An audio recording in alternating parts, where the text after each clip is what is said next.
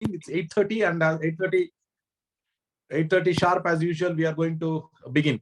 So today we are going to talk about vestibular neuritis. Okay, what wonders that can be done through what wonders that we can actually do by prompt diagnosis and multimodal rehabilitation therapy that is actually instituted very early.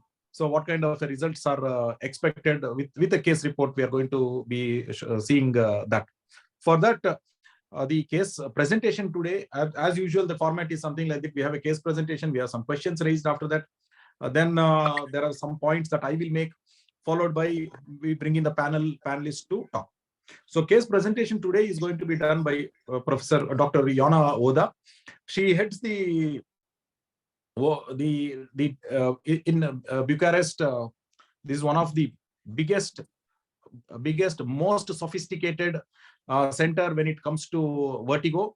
It is called Explorari, okay, Clinica Nova Explorari, or ORL. They have two big branches within Bucharest, and then there is another subsidiary, one more branch a few hundred kilometers away in a city called Cluj. Okay, so it's a huge setup dedicated to vertigo practice, with all modern testing and rehabilitation facilities available, with the multiple ENT consultants and multiple physiotherapists taking care of vertigo patients. And it's a huge thing, and serving the population of Romania and neighboring countries when it comes to advanced vestibular diagnostics and treatment is concerned.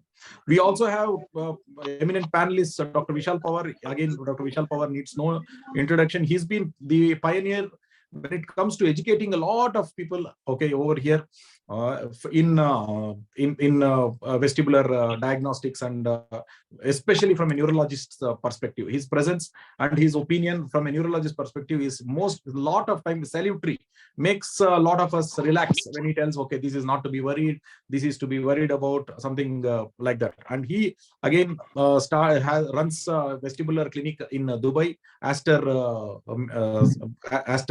Dubai, with highly advanced vestibular equipment and huge number of practice. In fact, he's adding a lot of new experiences, including the use of monoclonal antibodies for vestibular migraine. I think his will be the first experience when it comes to monoclonal antibodies and vestibular migraine. And Dr. Avinash Bijlani, one of the beginning persons to start off with an exclusive vertigo practice here in India. He practices out of New Delhi. Okay, and then he's again has a sophisticated vestibular lab. Okay, and Dr. Avinash Bijlani is the specialty about him that I remember is, before nobody else was actually really talking about vestibular paroxysmia, he was the person who actually made a paper about vestibular paroxysmia. Okay, and then when he made a paper, not many people even recognize that this entity exists. Okay, so early on he was into vestibular paroxysmia, diagnosing those conditions which are now a rage, and everybody talks about this. Okay, so therefore, like, a lot of pioneering work that is going on. So with that introduction, I would want to then, of course, these were the scheduled panelists. Of course, we have another three more VIP panelists here. Enrico Armato is there, Luigo Califano is there. So I will bring in them also whenever it is required for some of our queries. So now, without much time spent on anything else, I would hand over the stage to Dr. Yana Oda. She'll be now presenting the case presentation. Ma'am, it's over to you. Thank you so much for this presentation, introduction about us. Yes, I'm from Bucharest, from Romania. It's a small country in east of Europe, near Bulgaria, Ukraine, Slovakia, and so on. I'm very proud to be part of a small but very active team, Clinica Nova's team, but we are trained by you, by Dr. Srinivas, in online and in person. So we are very honored and grateful to be part of your community created by Cyclops. So I will, to be sure that you understand my accent, I edited everything. I will start the presentation with a case report. 1 second, because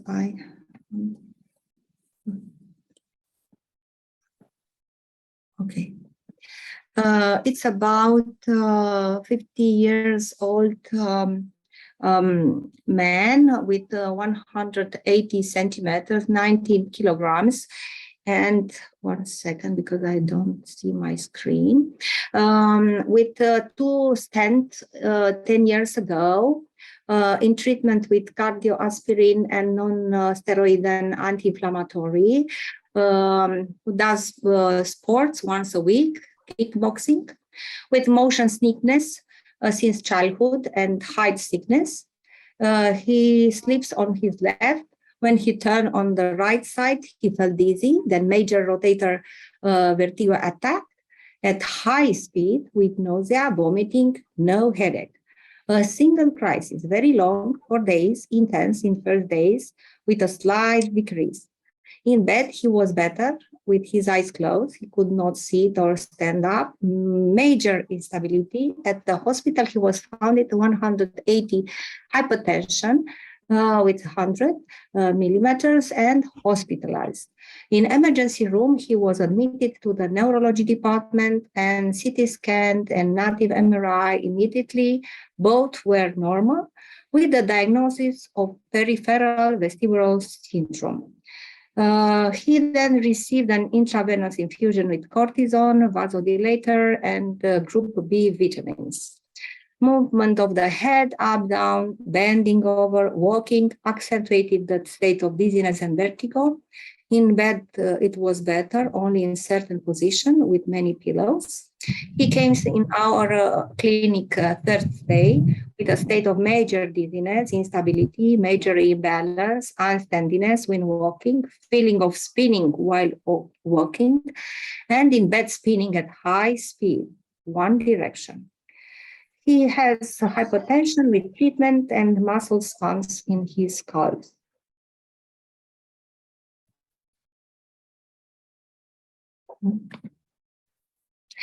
Video nystagmoscopy was like this. This is in normal position.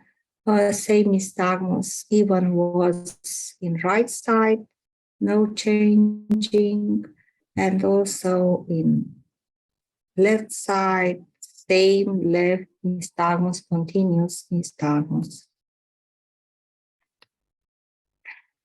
The dynamic computerized posterography in 12 September was 0 vestibular percent. That means with closed eyes in unstable state and optokinetic with a lot of lights was very bad condition, unstable.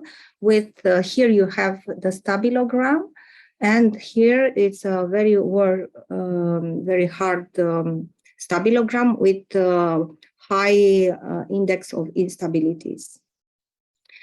So we made it also video head impulse test. And at this test, we saw the very low function of lateral right canals, 0.25, 0.5 at right anterior. The posterior was okay. Left side was okay. Maybe a little bit the lateral left side, but 0.7, maybe because of the very big spontaneous nystagmus. So the diagnosis was acute superior right vestibular neuritis with spontaneous major left nystagmus, which partially fixed. Vestibular areflexia on rotatory step test without per and post-rotatory nystagmus, nystagmus without positional changes, video head impulse test lateral and anterior right canals affected with saccades, 0% postural with high indices of instability and falling on an unstable plane with closed eyes, Oral treatment with methylprednisolone was chosen for 7 days. Supplements, B vitamins, thiotic acid, in Romania it's thiosen, and miserdoline, it's the Sermion, aspirin, cinarizine, and dimenhydrinate, only 1 pills every day, only for 10 days. Exercises at home, including a rotator chair, only to right side, high speed, very high speed, with fixation, and 5 sessions of vestibular rehab combined with virtual reality. How we work, we can show you a little bit. This is the posterography, the platform, and we work on stable or unstable. For this person, more unstable. In French, we say prévention de chute, prevention of falling. And also with virtual reality, also with stimulation of optocinetic and rotatory chair. So after 2 weeks, what we found?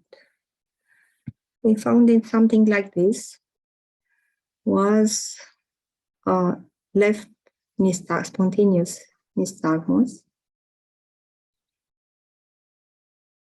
horizontal, but this time in all position, in bow position, you will see also in position, and it's same, not very strong. He didn't feel anything. He told us he is very well, completely recovered, and you can see that the nystagmus, it stopped when we have fixed the finger. So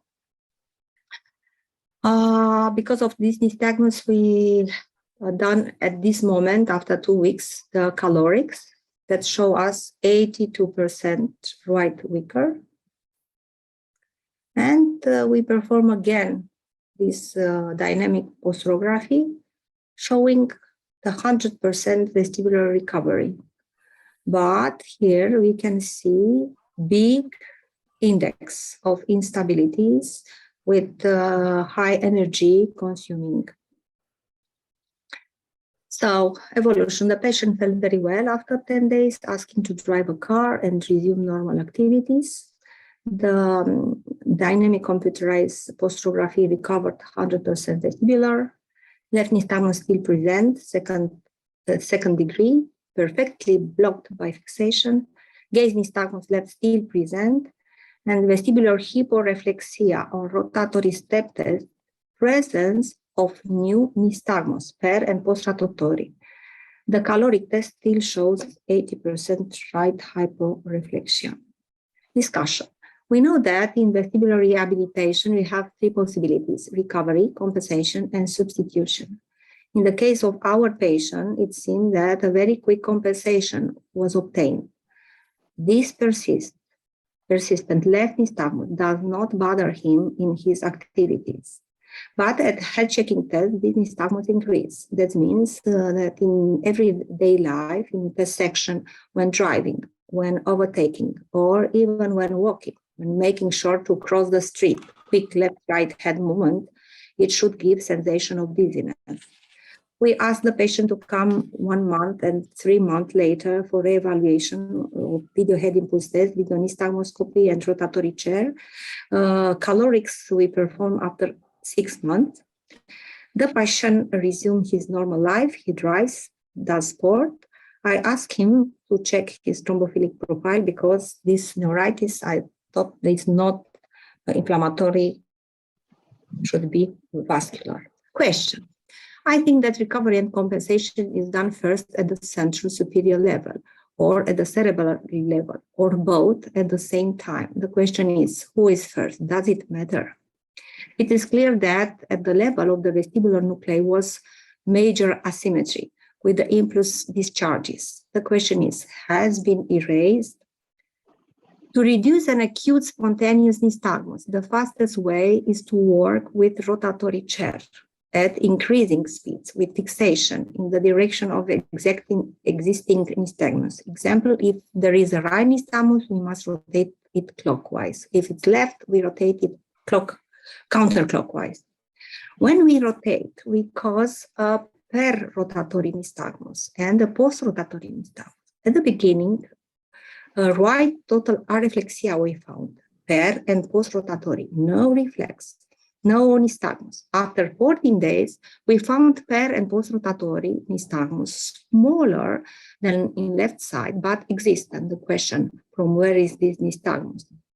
Usually, we use information about ear symmetry after counting the post-rotatory nystagmus because our final purpose is to symmetry of vestibule, entire or central structures, the vestibular rehab. Question is most about central part. If the patient cannot tolerate the rotatory chair, although it's the most effective, we can work with the optocinetic reflex with lights in opposite way that we stimulate with rotatory chair. Thank you so much. And I have to picture with my friends from India in person. This was my case, and it's a very simple, I chose a very simple case. It's a normal vestibular neuritis, acute neuritis at a young person with these comorbidities. And the problem was, why so, how was so in so good mood and good recovering, so fast recover. And he didn't feel at all this big nystagmus at the final. Thank you. Madam, thank you very much for that presentation. It was not a simple case. It was a complicated case. Okay, there are multiple things. You went one by one to resolve all the doubts one after the other. So stroke was a possibility. You did so many things to make sure that it is not there. Then you did a vestibular evaluation. And it's a very beautifully studied patient from the beginning of presentation to 10 days later, including the caloric caloric still showing lack of response. Still the patient was much better. In the beginning, there was no nystagmus on the rotation chair to the right side. After 10 days, that has come back towards the right side. Though the peripheral vestibular function has not come back as per caloric test, the nystagmus has come back. So, and then very nicely shown results when it comes to stabilometry to actually tell the patient is not just subjectively telling he is better, but objectively he is better, because the first time when you showed on the day 3 his stabilometry, he was all shaky on unstable platform. When it comes to 10 days later, he's much better. Even in the optokinetic stimulation, he's not wobbling as much as he used to wobble in the third day. So basically in 10 days, the patient has really changed a lot symptomatically, much better, which is objectively documentable very much nicely. And one more revealing thing is you showed a lot of equipment that you use, including the unstable computerized dynamic posturography platform, which actually you are using for rehabilitation purpose also, which for a lot of us is something new. Okay, we are seeing it, and it adds a lot of it adds to our knowledge, and a real seeing them makes us understand them better rather than simply reading it in the books. So it's been a nice experience. And then when it comes to a sophisticated center, how these people can really be benefited is very well demonstrated, because at that age, this patient is not really young. This is not a very young patient. He has a lot of comorbidities, and then he's really not that young. And at that age, there is an expected, the cerebellar function is not expected to be as good as in a very young person. And in spite of that, he got a good result. Is again credit to your methods that you have followed to rehabilitate him in a fast this is mine. Now, before I bring in the panelists, I would want to make some of my points. Okay, here I don't know whether I can take a I can, otherwise I'll just go by this thing. Abhishek, okay. So coming to, when it comes to the recovery process or the compensation process, there are some terminology that I want to introduce, and I want to explain that. The first term that I want to introduce is a term called efference copy. EFFERENCE, efference copy. This is core concept to understand rehabilitation and recovery from vestibular insults. What exactly is a efference copy is when the brain programs, when the brain programs a motor movement, whether it is a head movement, whether it is a hand movement, whatever movement. In addition to programming the motor movement, the brain also sends another copy, and that copy is the expected sensory consequence of the motor action. I'll explain it in a little more detail. For example, if I have to move my head to the right side, the program is made in the motor cortex and the premotor cortex and the motor cortex, and from there the premotor cortex, and from the motor cortex the program is sent down to the cervical muscles to make my head move to the right. Along with that, brain sends downstream one more copy, and that copy is called efference copy, is what is the expected sensory consequence of this head movement. What do you mean by expected sensory consequence? What is the expected vestibular signal that is supposed to emerge from this? Brain already programs that. What is the expected vestibular signal? What is the expected visual consequence? What is the expected cervical proprioceptive consequence? Everything is already written there and sent down. So what program, what expected sensory consequence is sent down, and what actually comes from the sensor, both of these things go in the cerebellum and meet in the cerebellum. And the cerebellum is the comparator. This comparator compares what, when the motor program was sent down along with the expected sensory consequence, it is like it is sending an answer sheet. And what is the answer that this is giving? So it is like, from the brain, motor program is coming down, sensory consequence answer sheet is coming down. It is a key answer is coming down. But the vestibular system, what the signal that it is sending up, is it matching with the key answer or not, is what is checked by the cerebellum. If that matching is happening, cerebellum tells, fine, this is good, and that particular thing keeps getting strengthened and strengthened. Those pathways go on strengthening. If it is not good, then cerebellum knows this correction has to happen. This correction has to happen, and the correction is going to be initiated by the cerebellum. In the beginning days, it starts off with the cerebellum, and then once it is set, and then this is useful by the organism or the person, it is useful, it is perfect, it is being put to use, and it is resulting in what is good, then this particular program is shifted to the brainstem from the cerebellum, when the effort of the cerebellum becomes less and less. This is one broad way in which the compensatory process actually begins, even without recovery of the periphery. Even without actual recovery of the periphery, this kind of a thing is possible. So the key word here is efference copy, and the brain, the cerebellum working as a comparator. The initial rehabilitative programs, initial compensatory programs are made in the cerebellum and later on transferred to the brainstem. At the cerebellar level, when the program is being made, it is very labile. It means it is easy to be lost. If the person does not carry on with the rehabilitation process, again, there may be a decompensation or it may go off. But only when, with continued rehabilitation, this program is shifted to the brainstem and it becomes permanent rehabilitation. So this is the need for a long-term rehabilitation. So this is about my contribution. So as usual, we have, okay, Dr. Oda has presented, then I made my points. Now is the time to bring in our panelists.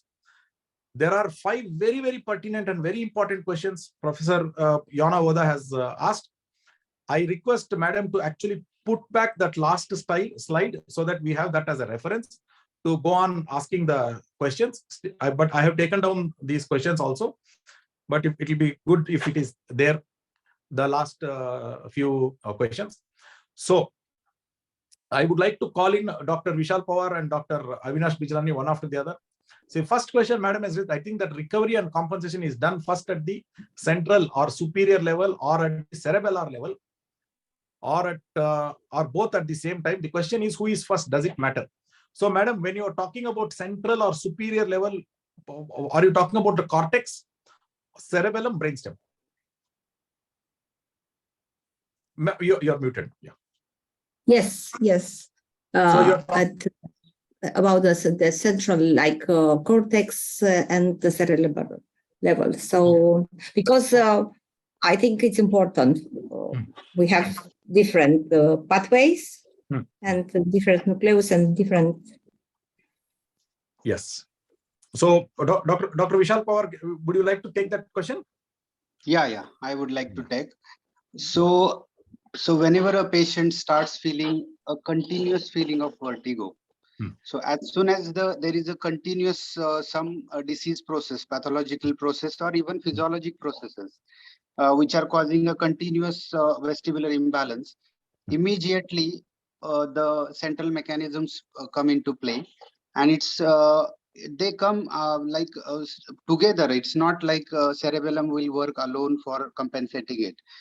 They work together like cerebellar nuclei, cerebellar cortex, flocculonodular lobe, even the vestibulocerebellar pathways, vestibular nucleus, and even the vestibular cortex and other motor sensory cortices which are involved in these mechanisms. Everything comes together. For example, in patients with vestibular neuritis, you might have observed that when a patient suppose gets right-sided neuritis, the patients, even the the vestibulocholic reflex also gets activated on that side, and they get many a times patients will feel neck pain on this ipsilateral side. So there are a lot of mechanism reflexes which are trying to counteract this imbalance which is happening. And I feel that everything at all the levels, the brain is trying to compensate for this deficit.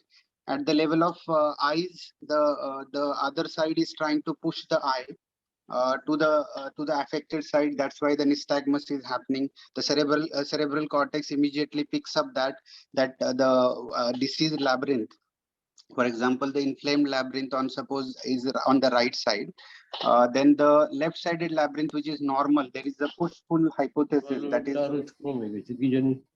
and because of the two, there is equal and opposite output from both the vestibular systems. So there is one lack of one output. That's why the eyes get pushed to this like inflamed labyrinth, and that's why the cerebral cortex immediately comes into play and tries to start. That's why the nystagmus starts. So immediately, as soon as the patient develops the lesion, all the mechanisms, the cerebral cortex, frontal eye field area, and saccadic pathways, they come into picture. So the compensation is a process where all these nuclei come together as a family, and they try to whatever is happening. The vertigo, that's why vertigo also like there is a this vertigo disappears. Why it disappears? Because it's a very disabling sensation for the patient. That's why vertigo disappears, and the kind of imbalance, it is replaced by a kind of imbalance. And earlier we start the therapy, the patient can get compensated faster because of the central mechanisms. And I think both mechanisms start working at the same time. And I hope it answers your question, Yona. Yes, thank you. Actually, was about age. About I have a good cerebellar, and I have a very good compensation because of the cerebellar at some age. But at the other age, it was a young guy at 18 years old. Probably I will not have these big spontaneous nystagmus, and the recovery should be quicker than the 2 weeks. Thank you so much. Thank you. Thank you. Dr. Bijlani? Yeah, in fact, I would beg to differ on this issue. I think it is the cerebellum that comes into action first. And, once the cerebellum finds the defect, then the adaptability to the newer scenario takes place, and then the signals go down to the brainstem. And then you see you got the pathway. If you look at the pathway, so you have these signals going up from the brainstem, midbrain level to the thalamus, and then the thalamocortical pathways, and then ultimately to the vestibular cortex, right? So I would first say there's some documented evidence also in terms of this thing that patients with cerebellar degeneration, they tend to compensate poorly as compared to patients with an intact cerebellum. And over here, I mean, I would like to definitely count age as a very definitive factor.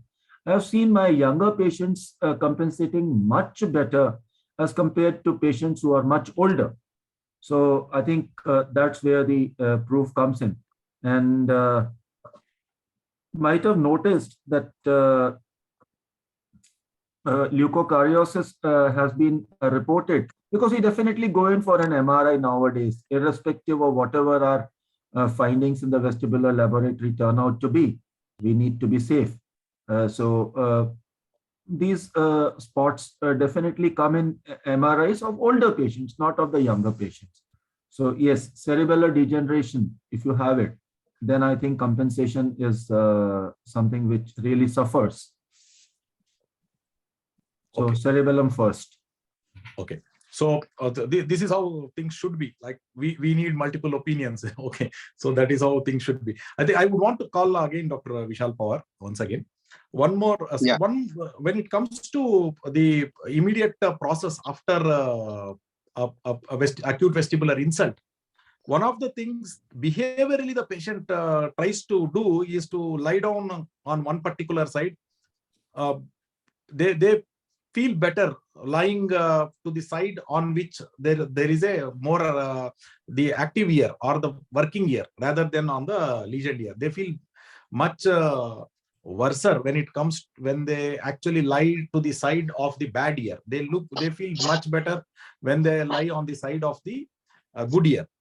So which basically brings us to the behavioral aspect of this thing. So if it is behavioral aspect comes from the top level, then the top level is in the beginning trying to reduce the extent of discomfort, number one. And also the top level is trying to find a place where the organism is able to work efficiently. Okay, that is what is happening. And then the cerebellum is going on doing the re-evaluation and re-evaluation and re-evaluation. And then we as a rehabilitationist or the vestibulologist will ensure that there is enough of programs, motor programs coming down for the cerebellum to compensate, which is like the more active the person is, the center will try to send more of the efference copies so that the cerebellum has more to compare with. So maybe it is something like this. It is like cerebellum needs something to compare. That something comes from the periphery and from the top. On the top, by nature, would want to actually reduce the symptoms. Whereas when it is forced to increase the symptoms, that information is used by the cerebellum to actually start the recovery process. Okay. Does that summarize the concept that both Dr. Vishal Pawar and Dr. Avinash Bijlani brought in to answer the first question?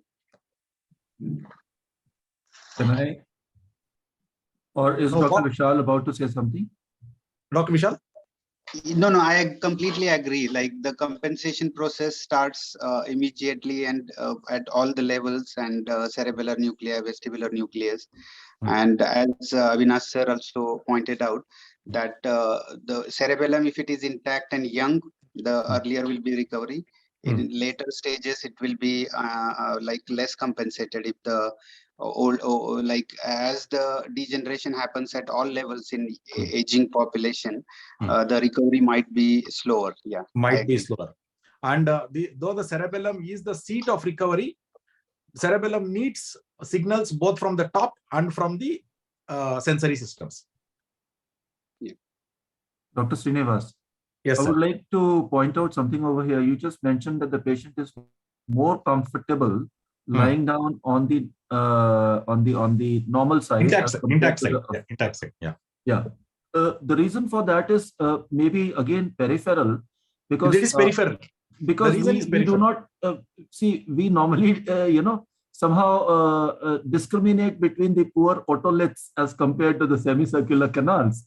So it is also the otolith organs, and it is the otolith signals in the lying down position. If the patient is lying on the affected side, since that disparity also comes more into action in that Absolutely. situation and makes the patient much more uncomfortable. And that is the reason the patient prefers that desired position. So that preference is encoded by the top. Okay. Okay. So that way, like the overall summary is that Dr. Yana has asked a very nice question. I know that when she puts up a question, she has something in her mind. Okay, she wants something. Like she's asking, I think that recovery and compensation is done first at central level or at the cerebellar level or both at the same time. Who is the first and does it matter? The question is, does it matter? And possibly, yes, it matters. You can't allow the behavioral patterns of rest. We have to allow the behavioral patterns of rest to go off and make them active so that cerebellum has more raw material to work with.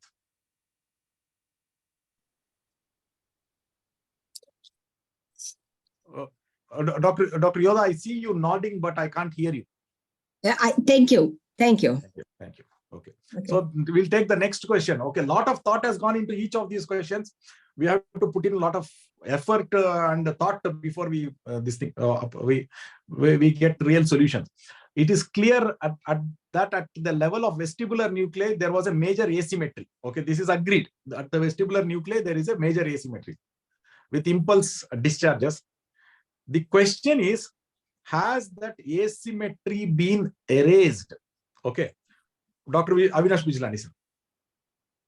Well, the asymmetry is not erased.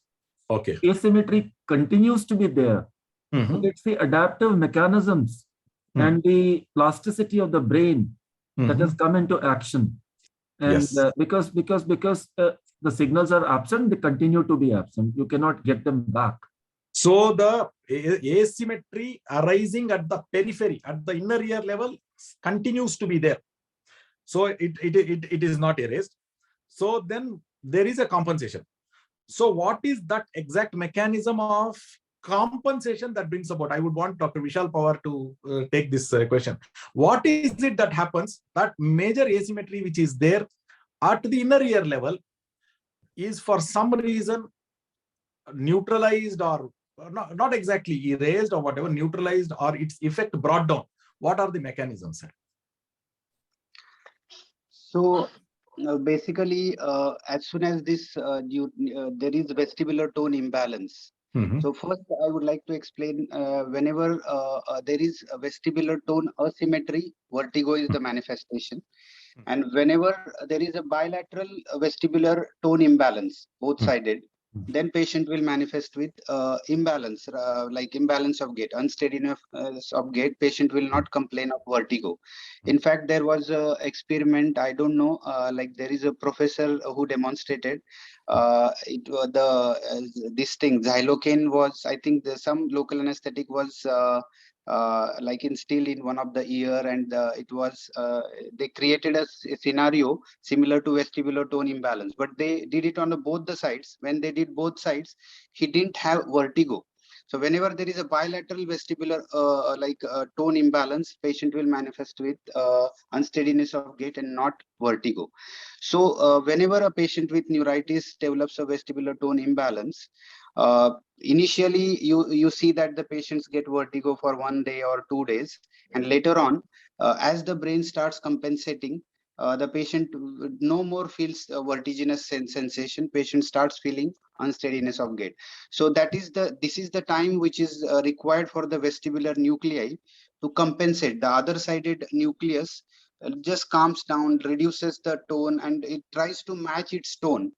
to the other side. Like maybe Srinivas sir, you can explain in better words this thing, because there is a continuous input of around 80 to 100 impulses from the both the sides, and one stone is suddenly lost. That's why the patient starts feeling vertigo, and then the compensatory mechanisms immediately come into play, and the cerebellum tries to reduce try to maintain this tone, and that's how the mechanisms like the central compensatory mechanisms start. And the question is, has it been erased? I don't think it gets erased, but it tries to compensate with like the discharges from like I didn't get the impulse discharges. The question is, has it been erased? So I don't think it gets erased. The other side tries to match with the tonic input which is coming from the other side, like the inside of involved labyrinth, and that's how the compensatory, and that's how the vestibular rehabilitation also it should be begun early, because that complements the central compensatory mechanism to maintain this tonic input coming from both the sides. Yeah. So to just summarize, okay. So from the periphery, the consensus is that both Dr. Bijlani and Dr. Vishal Pawar, from the periphery, there is no erasing, but at the center, there is something that is happening to reduce the nystagmus. So, and there are some molecular mechanisms that go on to make sure that it is reduced. The key thing here is, when it comes to the vestibular system, the hallmark of the vestibular system is a pacemaker-like activity starting right from the periphery, which means the hair cell is always, even at rest when the head is not moving at all, is still secreting something into the synaptic terminal. Okay, there is neurotransmitter released into the synaptic terminal. The vestibular neurons, okay, the nerve also is generating action potentials like a pacemaker activity, even in the absence of any active head movement. And that kind of pacemaker activity is also the hallmark of behavior when it comes to the vestibular nucleus also. Even vestibular nucleus neurons also show pacemaker activity.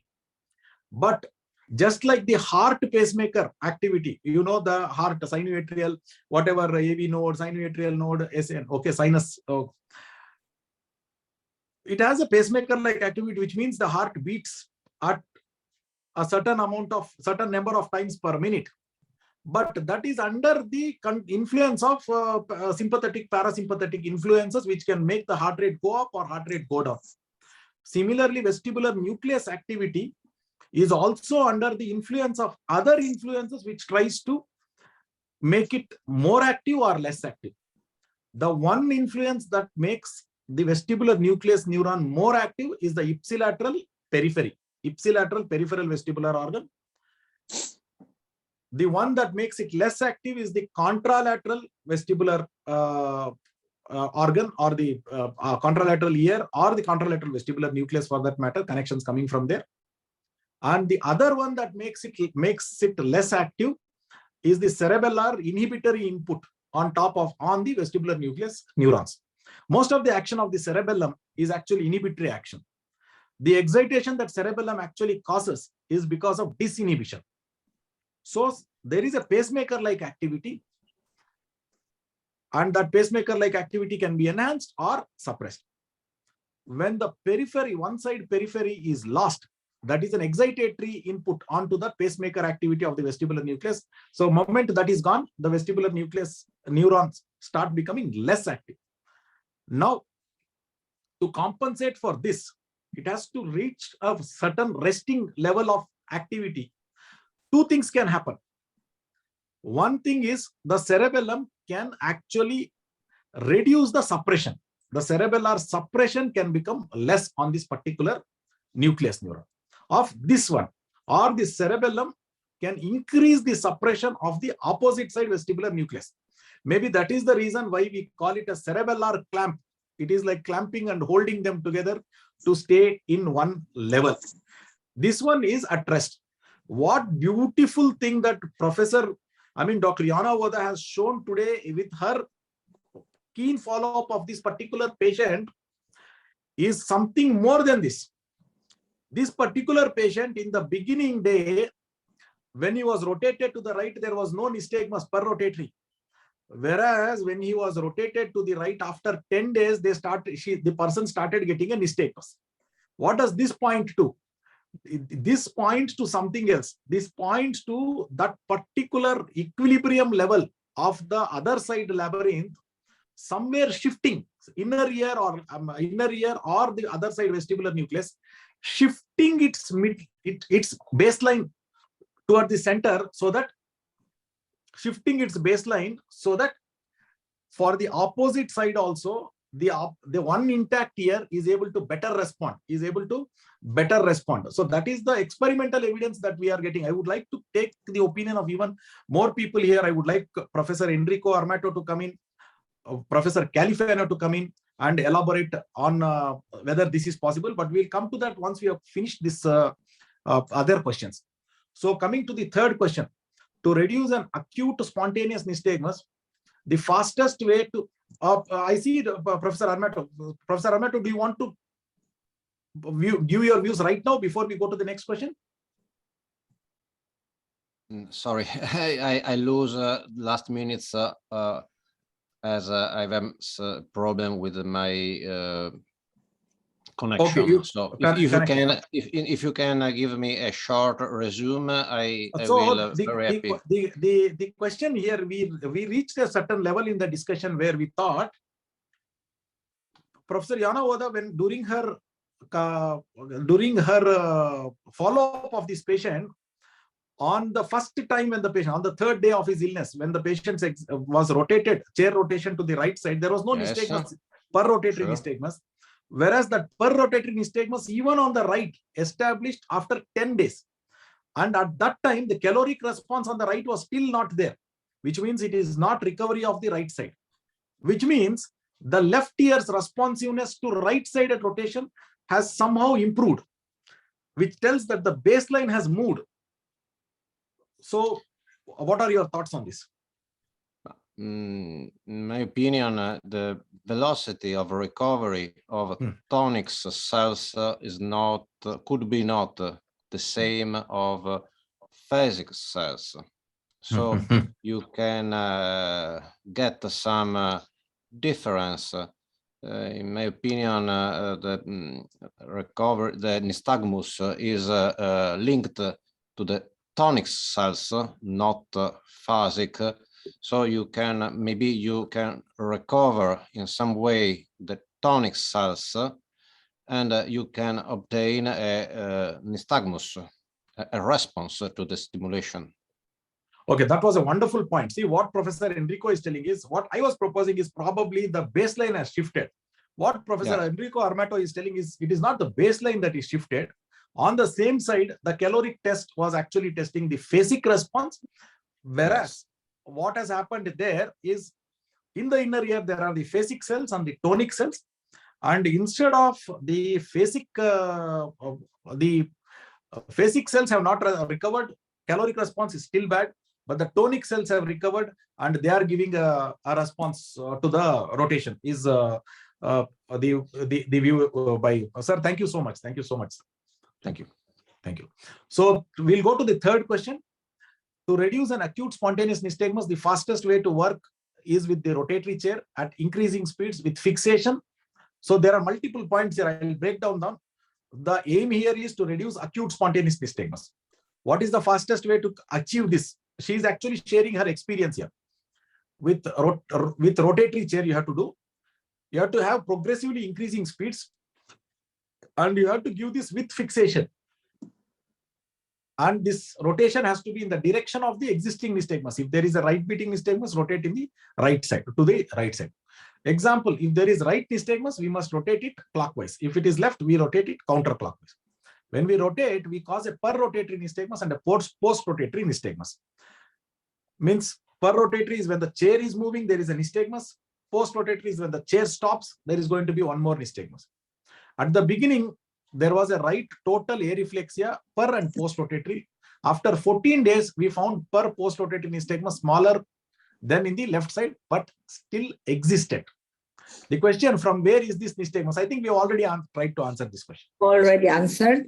Yes, Answered. and not only after 14 days, after 2 days, you can see per and post-rotatory nystagmus. That means you can force, was the real question, you can force mechanical with high speed the tonic cells. The tonic cells. Okay, thank you so much. Thank you, ma'am. And also the next one is near same. No, there will be something different. You will not ask a repeat question. I know that. Okay, we will come to that. Usually we use information about ear symmetry after counting the post-rotatory nystagmus, but our final purpose is the symmetry of the vestibule, entire central structures, that the vestibular rehab. Okay, Q is most about the central part. Ma'am, can you just elaborate this particular question? See, what madam is telling is, in her lab, there is one more way in which the establishment of the symmetry is done, is that the chair is rotated, the chair comes to a stop, and the number of nystagmus beats to the right are actually counted. And the chair is rotated to the opposite side, and then the number of, after the chair comes to a stop, number of nystagmus beats are counted. And when they become equal, it is said that, okay, the symmetry is established. So we use information about ear symmetry after counting the post-rotatory nystagmus, because our final purpose of all this rehabilitation is symmetry of the vestibule, if not vestibule, the central structures. Okay. Which is this most central part? Is that the question, ma'am? Which is the centralmost part at which we are attacking the symmetry establishment? Is that right? Yes, but here I can give you a clue, because here it's also a question, or not a question, something for Professor Califano, because I hope that he will start to work about cervical vertigo. Also to the second question, it's about cervical. Because when you do head checking test, you do with cervical. If you do with rotatory chair, you don't use cervical. So for me, because I try to find, and I believe in cervical pathology, I want to ask more information about your opinion, because in literature it's not very clear, this cervical vertigo. But I think the compensation and the big asymmetry, it's not erased, it's minimalized by the cervical. Here I had a mistake, because I didn't measure the subjective vertical. I could, because I had the equipment, but I forgot. And I think it's important, because you change also the head. For me, the central, the cortex is most important. I know that cerebral, it's regular everything, but the cervical have strong inputs and a strong role in this pathology, acute pathology.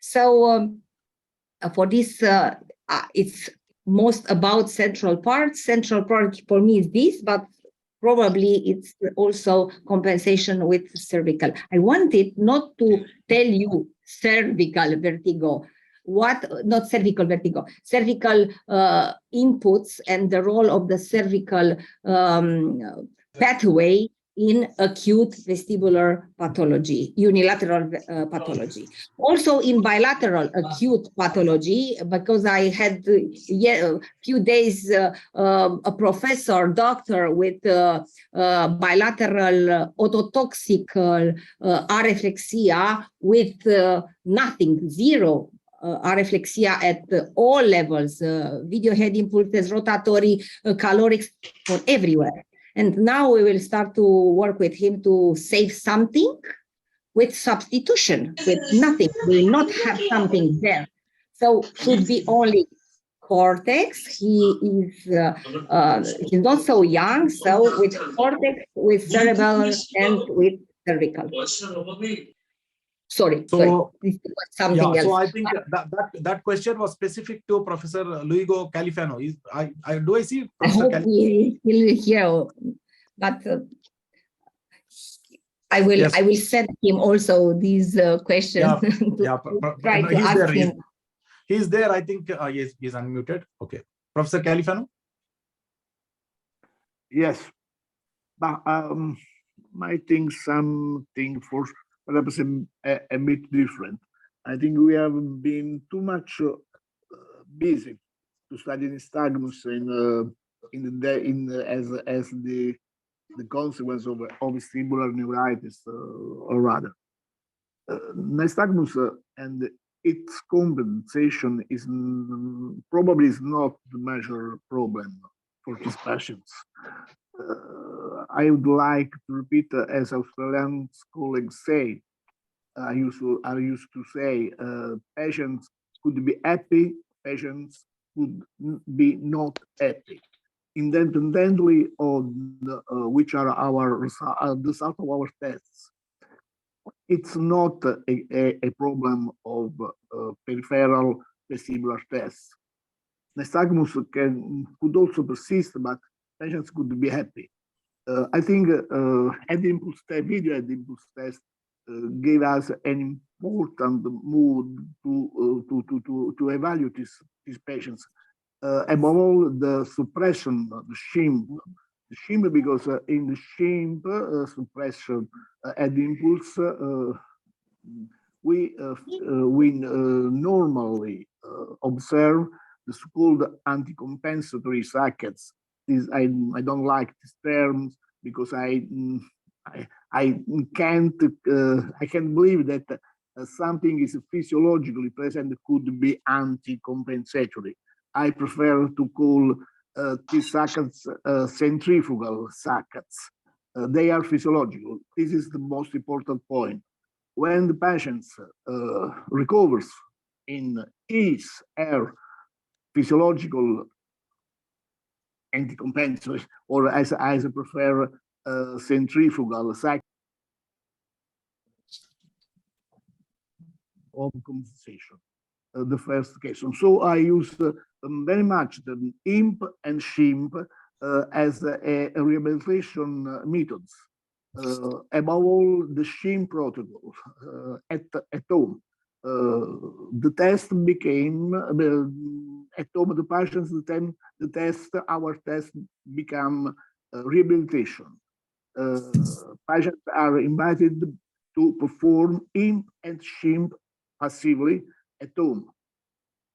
Passively, not actively, because cortical cognitive mechanism could lead to some difficulty in the interpretation of the results. I always am adding this procedure to the home rehab proceedings for our patients, IM and SHIM at home. Another point is that, as Professor Lacour said, there are two moments of the rehabilitation or after a vestibular neuritis, an acute vestibular damage. A first time is peripheral, the compensation of the static deficits, and Professor Lacour with very impressive statements distinguished between the peripheral movement of the patient's battering, he called it brain orchestration of neurobiological melodies. And the second part with the compensation of dynamic deficits, and he called this brain orchestration of behavioral melodies. They are two concepts entirely different, I think. They have to proceed together. And I think the most important is the brain orchestration of behavioral melodies, because only if we want our patient happy, his brain has to work in the most correct way. And there are, I think, the real output of vestibular acute patients is on their cognitive function. Cognitive function are impaired in unilateral, acute unilateral, and also in bilateral vestibulopathy. We know they have worsening in math achievement. For example, there are problems in topographical memory, in the spatial memory, in the working memory. These problems are not. We can't see this problem only by a peripheral approach to the problem. And another strange thing I am searching just a moment, the Kahneman a paper, the cognitive vestibular composition hypothesis by Émile Lacroix. He reported the Kahneman capacity model of attention adapted to vestibular dementia patients. Conclusions are really impressive because author says patients with compensated with better have the worst cognitive are worst cognitive work. They says this model says the brain energies are defined. Brain energies are defined. If we spend them for rehabilitation, we have our patients have less energy to for their cognitive functions.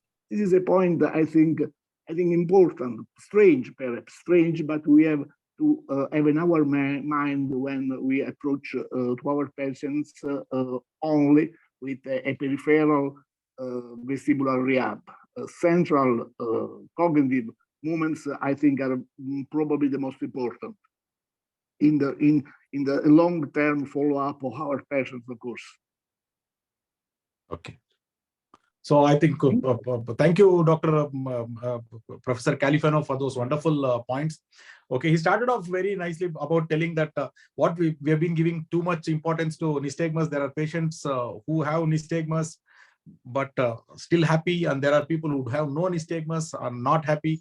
Inadequacy of the tests that we employ to actually tell the importance of SHIMP protocols over the routine head impulse response in actually being able to better correlate with subjective symptoms. And most final icing on the cake was the long-term follow-up actually has to be cognitive, the extent to which the cognitive function remains intact or remains better. If I understood everything correctly, it needs some time to really imbibe all that Professor told. But this is a brief summary of what I told. Sir, thank you so much for that. And one more point, Professor. Thank you. Thank you, sir. Professor Yanavoda was talking about is the difference between a testing in a rotary chair versus a head impulse test or a head shaking test. Head impulse or a head shaking test actually involves head-on body movement, which means that cervical proprioceptors actually get activated. And does that in some way impact the kind of results we get compared to where you employ a pure chair rotation where there is no cervical proprioceptive activation? And if I am of the this thing, and when it comes to cervix, to what extent the neck actually contributes to vertiginous symptoms or recovery of the vertiginous symptoms was one of the questions that Professor Yanavoda actually raised. Okay, so I would like to now bring in. Okay, I know 9:30 is over, but still I think this interaction is really interesting. I would want to ask Dr. Avinash Bijlani to just come in. Sir, how frequently you come across those patients who nystagmus wise look perfect, but then they are miserable, and there are other people who are good, but who are not good when it comes to clinical examination, but they're very happy. I think even recently you had a few of these kind of experiences. That's true. Yeah. In fact, I could recollect immediately Two patients. One was a 56 or 55-year-old lady, and the other one was in his early 40s, in fact. You see, nystagmus is going to take its own sweet time to go away, right? It is the sooner you begin the rehabilitation in these patients, the better it is.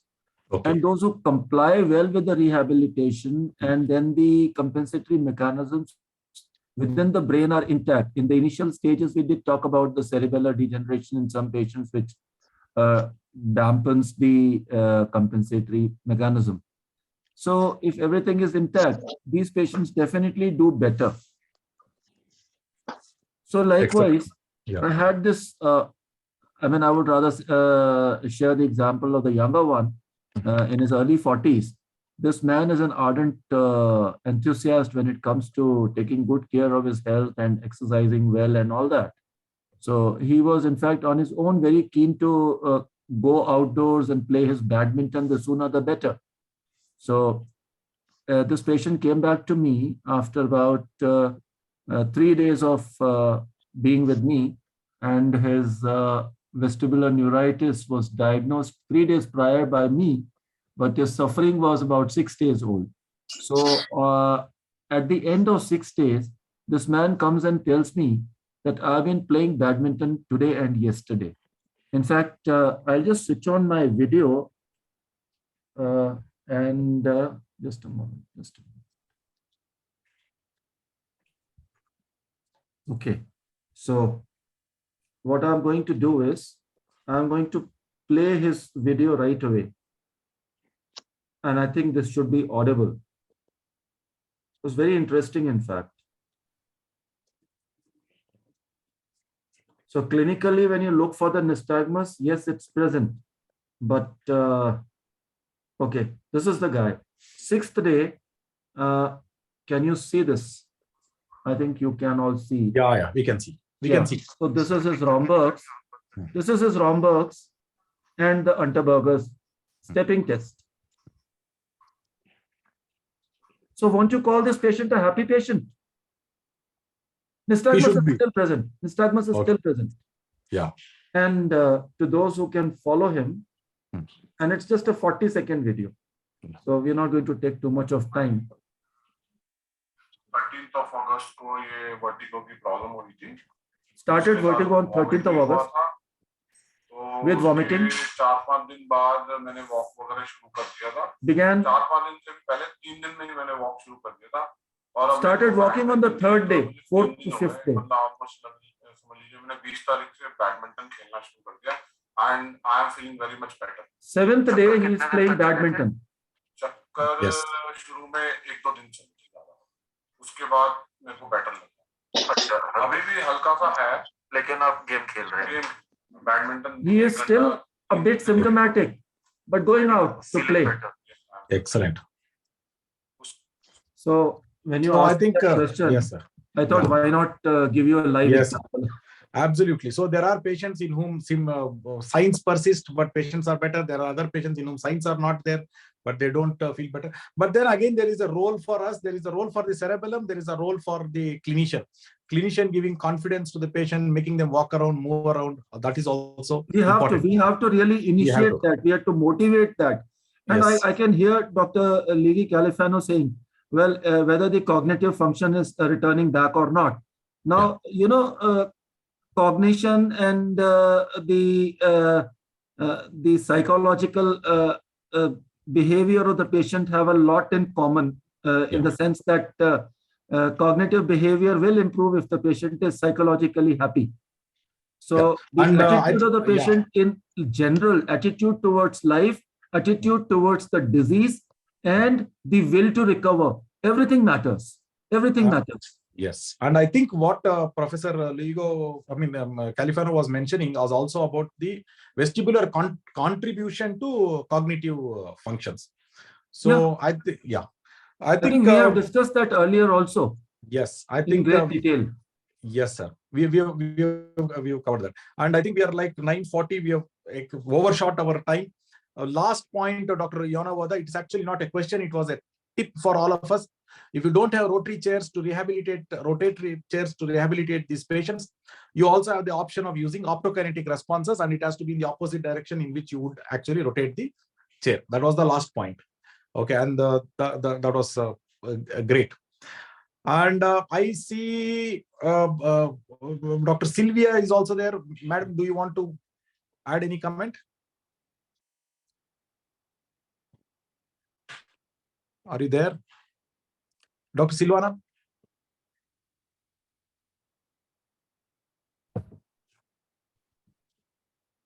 Maybe not. Maybe not.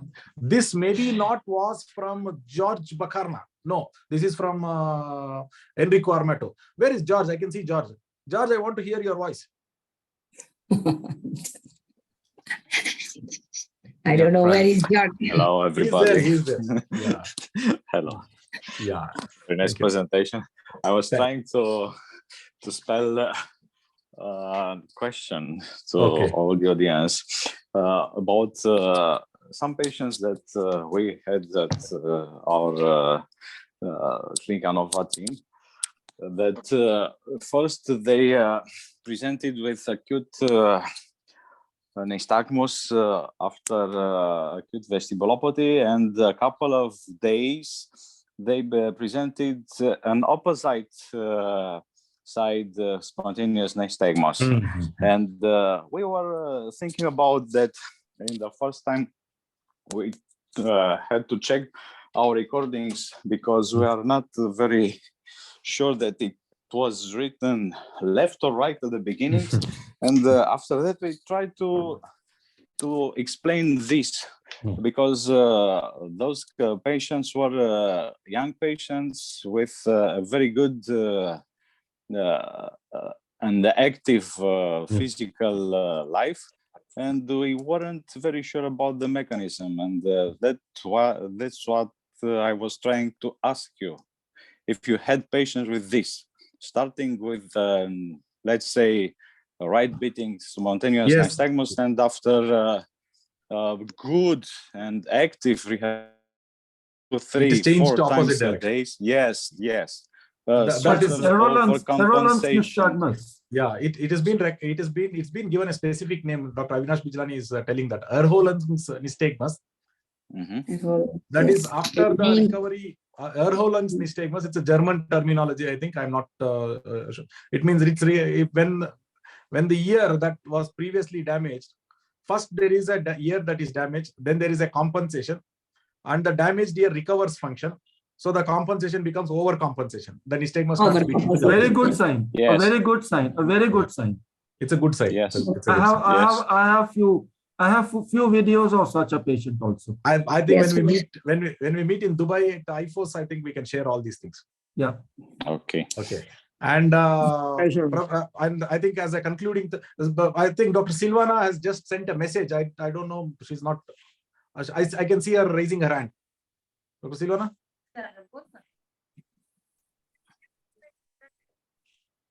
We can't hear you. Okay. Very nice discussion. I can see this thing. I can see a message from Dr. Ekamba Reddy. Okay, lying on the good ear side, partly when patient looks at surrounding nystagmus, is less looking towards bad ear. Again, nature's mechanism to minimize symptoms or discomfort. Yes, sir. That is excellent point. And I can see a lot of thanks. Good appreciation from Dr. Dhanya, Dr. Silvana, Dr. Chandrakanta, Sirisha ma'am. That's it. Okay. And CL. So yeah, I can see Dr. Silvana. We can see Dr. Silvana now. She has opened her video. Okay. Good evening, madam. Good evening. Okay. Fine. Sorry, so with that, not listening my name. I was in doubt if you were asking for me or not. We were just asking listening for your final comments. We saw Dr. Yana wishing you in the morning. It's a Yes, it's a pleasure to be here. I really enjoy learning. I love Johanna's job, Professor Rico, Professor Luigi, and I hope so we can have more webinars So here in Brazil, I can learn with you. Thank you. Thank you so much. So this Vertigo Grand Rounds is there Thank you. last. Thank you for joining. Vertigo Grand Rounds is there last Friday of every month. Every month. Okay, grand. So we would want to see all of you again and again. Let us contribute to this science. Let us help humanity. Let us help patients. Okay, and we learn from one another, and it keeps going from one place to the another. And good practices keep spreading. Good practices keep spreading. We learn from one another. So thank you all. I can see George Bacana's Indian style. Namaste. Thank you. Yes, namaste. Yeah. Okay. So thank you. you all. Thank you, Dr. Yana Voda, for coming up with this wonderful case and sharing your experience, and then providing the panel for all of us. Final thoughts, Dr. Vishal Pawar, Dr. Bijlani, before I say end of the day. Yeah, so final thoughts is excellent presentation, and early rehab is the key to improve the patient. Even in the lying down position, if on the day one itself you can start the rehab, so that there is a compensation. You're complementing the central mechanism to compensate. And I have learned one thing through this presentation is objective documentation of recovery, and the post-rotatory nystagmus you are trying to see. That's a really beautiful point I have learned from this presentation. Thank you so much. Yeah. Thank you, sir. Dr. Bijlani, final thoughts. Yeah.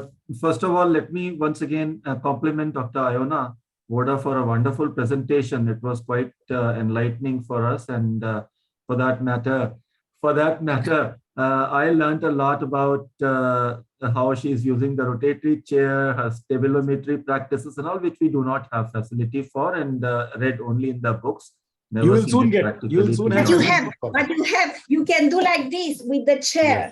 Yeah, the patient do like this with the normal chair. Yes. You can do it. Exactly. And, on a rotatory chair, we can do it. Like this 5 years ago. You have the proper equipment, and that, of course, equipment and technology also is definitely very much helpful when you have it available. Sir, and one more thing I want to tell is, this decision to invest so much in vestibular needs a lot of conviction deep inside the heart. A lot of courage also. Yes. A lot of courage and conviction. And she has not invested in one clinic. She has invested in 3 clinics. Before no, it's not about I just want to reiterate one more fact.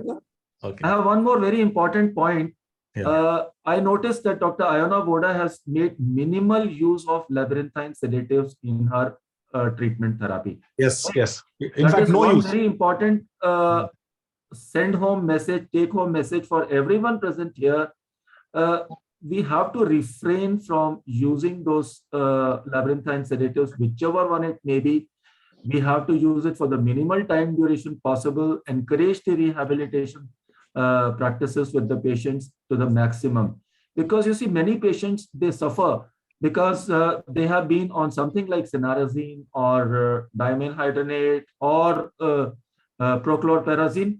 And believe me, I don't know what's the situation in other places, but in India, at least in Delhi, I've seen. Yesterday, I had a patient who has been on a combination of cinnarizine and diamine for 3 months on the go. Now, how do I help this patient when he comes to me after this? It becomes difficult. So the importance of rehabilitation and the deficiency which you are leading your patient to by over-prescribing these medications has to be brought to the fore. And I think if we don't do it, nobody else can do it. Thank you, sir. Thank you so much. And thank you. Thank you for the last messages. Dr. Sarji is there. Dr. Pratishta is there. Thank you for your messages. I see Dr. Ramesh Lohiwal raising his hand, sir. You want to make a point there? I know you are in the temple of Puri Jagannath. No, it's okay. Okay, so I think with that we have extended our time, but I think it was worth extending. We had a very, very wonderful discussion.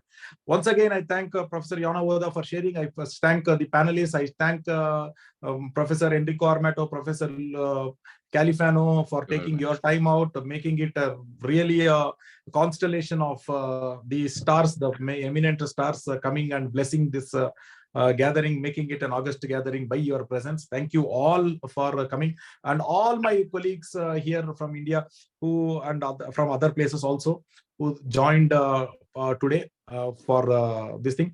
And taking your time out. I know Friday evening there are a lot of things to do, but still you joined through Vertigo instead of doing other vertiginous activities. Thank you so much. Thank you all. Okay. So thank you. There's a message from Dr. Ramesh Rohiwal. He joined at the end. So thank you for joining. Okay.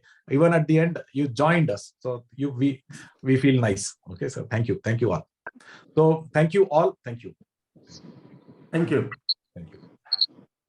Thank you. Thank you. Have a nice day, evening, what is in your time. Thank you very much. Now it Thank is you, 10 professors. o'clock. Thank 10 you, o'clock. Johanna. Thank you. Thank you. Thank you. 10 o'clock. Thank you. It's at 10 o'clock. Oh my goodness. Thank you so much. Thank you. Thank you. See you soon. See you soon. See you soon. Thank you so much. Next time we are ready. Thank you. So, yeah, with all your permission, I think we will end the meeting. Thank you all. Thank you.